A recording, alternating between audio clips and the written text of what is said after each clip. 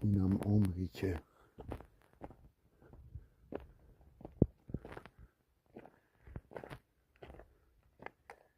اینم غاری که دیگه نزدیکتر نمیرم من. خانه غار، اون یه غار کوچیک دیگه کنارش و اینم سر به فلک کشیده. اینم عمق اینجا،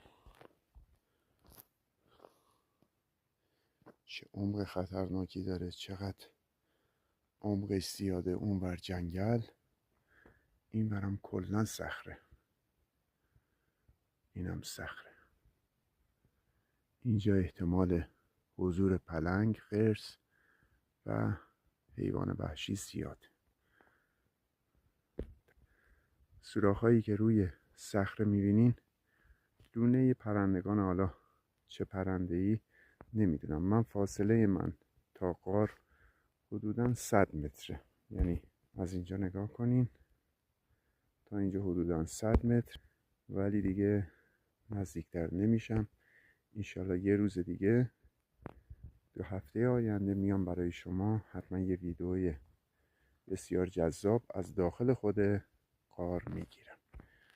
اونجا هم که مشاهده میکنین اون روبرو کلا ریزش کرده و ریخته پایین. اینم از نمای زیبای اینجا. اینم از نمای زیبای اینجا.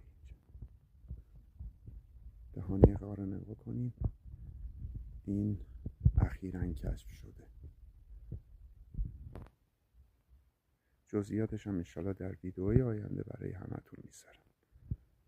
خب من دیگه برمیگردم، چون دیگه موندن من اینجا خوب نیست. باید این مسیر رو برگردم تا تاریک نشده. اینم ویدئویی از عمق دره. نگاه کنین، این عمق دره رو ببینین. اینم عمقش، اینم عمق دره. حداقل 500 متر عمق داره این دره. اونم صخره‌های روبرو و این که برگردم.